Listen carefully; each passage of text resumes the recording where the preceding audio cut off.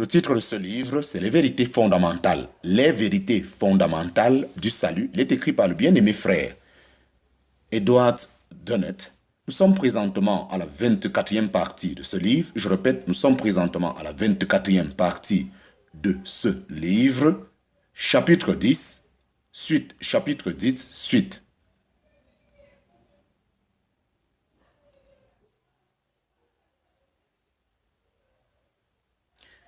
Comme nous l'avons vu, nous sommes en Christ devant Dieu, et ce qui est non moins merveilleux, Christ est en nous ici-bas, en parenthèse, Jean chapitre 15, verset 4, Galates chapitre 2, verset 20, Éphésiens chapitre 3, verset 17, Colossiens chapitre 1, verset 27, etc.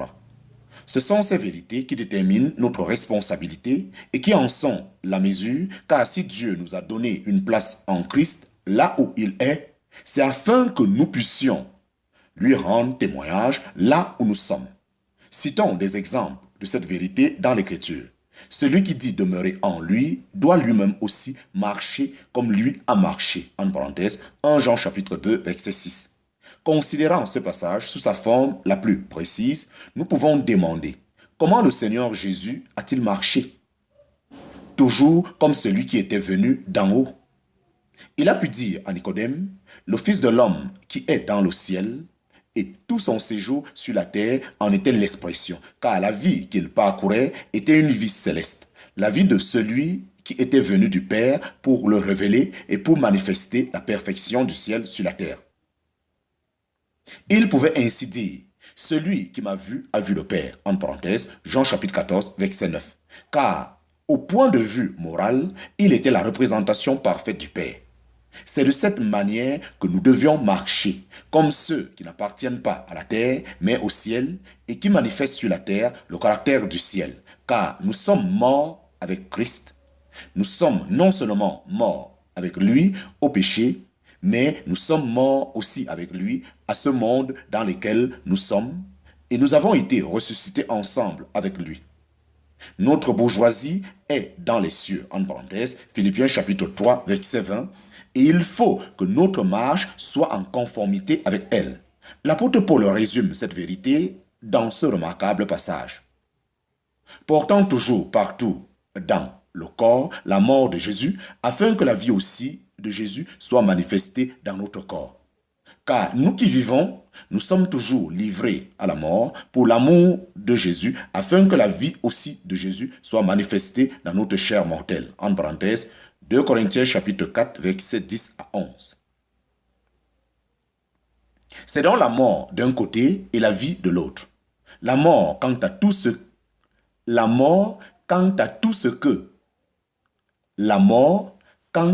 que nous étions dans la chair, la vie quant à tout ce que nous sommes en Christ, ou plutôt quant à Christ lui-même, comme étant notre vie manifestée même dans notre chair mortelle. C'est pourquoi nous sommes obligés de mortifier nos membres qui sont sur la terre. En parenthèse, Colossiens chapitre 3, verset 5. Et il est évident que cette obligation découle du fait que notre place est en Christ ressuscité dans les morts.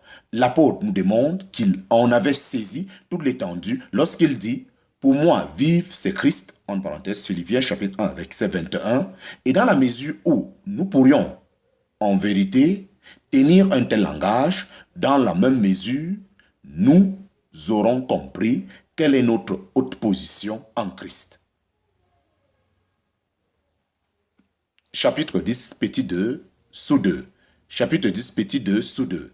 Marcher dans l'amour. Marcher dans l'amour. Marcher dans l'amour. Notre responsabilité est présentée encore à un autre point de vue dans le passage suivant. Soyez donc imitateurs de Dieu comme de bien-aimés enfants et marchez dans l'amour comme aussi le Christ nous a aimés et s'est livré lui-même pour nous, comme offrande et sacrifice à Dieu en parfum de bonne odeur. En parenthèse, Éphésiens chapitre 5, versets 1 à 2. L'apôtre Jean nous exhorte de la même manière. Par ceci, nous avons connu l'amour, c'est que lui a laissé sa vie pour nous, et nous devons laisser nos vies pour les frères. en parenthèse, 1 Jean chapitre 3, verset 16. Enfin, nous avons un exemple dans l'évangile de Jean chapitre 13, fourni par le Seigneur lui-même. Le Seigneur Jésus, ayant lavé les pieds de ses disciples et s'étant remis à table, leur dit, « Savez-vous ce que je vous ai fait? Vous m'appelez Maître et Seigneur, et vous dites bien, car je le suis. Si donc moi, le Seigneur et le Maître, j'ai lavé vos pieds, vous aussi, vous devez vous laver les pieds les uns aux autres. Car je vous ai donné un exemple, afin que, comme je vous ai fait, moi, vous aussi, vous fassiez. » En parenthèse, Jean chapitre 13, versets 12 à 15. L'amour de Christ envers nous, manifesté quand il s'est livré à la mort pour nous, nous est donc proposé comme exemple. S'il a laissé sa vie pour nous, nous devrions aussi laisser nos vies pour les frères. Un tel sacrifice est l'expression la plus parfaite de l'amour et notre responsabilité est d'agir ainsi. Remarquez dans le premier passage que nous avons cité avec quel soin l'Esprit de Dieu définit le caractère de l'amour que nous sommes appelés à manifester et comment il ne lui permet pas de dégénérer en bonté et en amabilité humaine. C'est comme Christ nous a aimés et s'est livré lui-même pour nous comme offrande et sacrifice à Dieu en parfum de bonne odeur. Bien que nous soyons appelés à aimer nos frères jusqu'à la fin, c'est Dieu et non eux qui doit être l'objet placé devant nos âmes. Notre amour doit s'exercer comme devant lui et nous ne pouvons le faire que dans le chemin de l'obéissance. Par ceci, nous savons que nous aimons les enfants de Dieu, c'est quand nous aimons Dieu et que nous gardons ses commandements. En parenthèse, 1 Jean chapitre 5, verset 2. C'est pourquoi le sacrifice offert par notre Seigneur est caractérisé comme l'obéissance jusqu'à la mort. En parenthèse, Philippiens chapitre 2, verset 8. Et il en parle ainsi lui-même. J'ai le pouvoir de le laisser et j'ai le pouvoir de la reprendre. J'ai reçu ce commandement de mon Père. En parenthèse, Jean chapitre 10, verset 18. Nous devons donc toujours avoir Christ devant nos âmes, Christ comme le mobile de toutes nos actions, en marchant sur les traces de son amour et en nous aimant les uns les autres comme lui-même nous a aimés. En parenthèse, Jean chapitre 15, verset 12. Chapitre 10, petit 2, bas 3. Chapitre 10, petit 2, bas 3. Encore Christ comme modèle.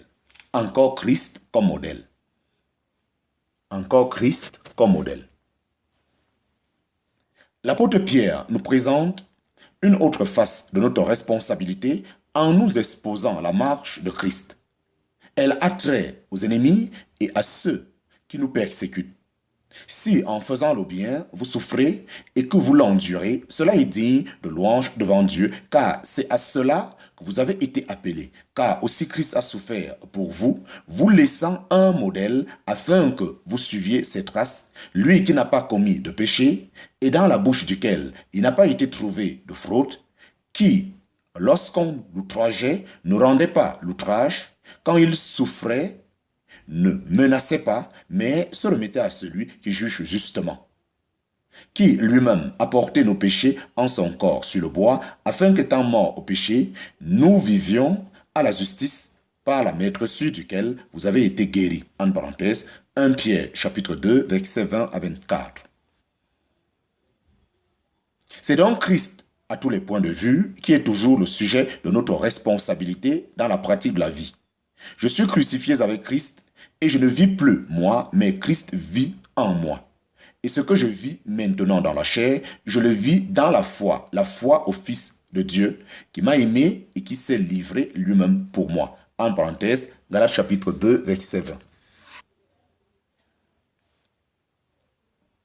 Chapitre 10, petit 2, sous 4. Chapitre 10, petit 2, sous 4. Ayant dépouillé le vieil homme, si quelqu'un est en Christ, c'est une nouvelle création. Ayant dépouillé le vieil homme, si quelqu'un est en Christ, c'est une nouvelle création. À l'appui de ce que nous avons exposé, citons encore les deux passages si explicites d'Éphésiens chapitre 4, versets 20 à 32 et de Colossiens chapitre 3. Là aussi, la parole fonde l'exhortation sur notre position en Christ.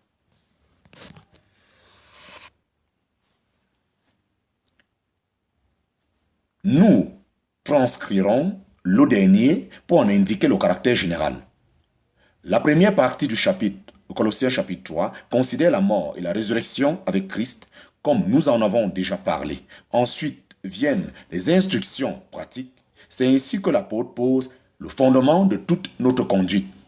Ne marchez point l'un, ne mentez point l'un à l'autre, ayant dépouillé le vieil homme avec ses actions et ayant revêtu le nouvel homme qui est renouvelé en connaissance selon l'image de celui qui l'a créé, où il n'y a pas de grec et juif, circoncision et incirconcision, barbare, sechtre, esclave, homme libre, mais où Christ est tout et en tous.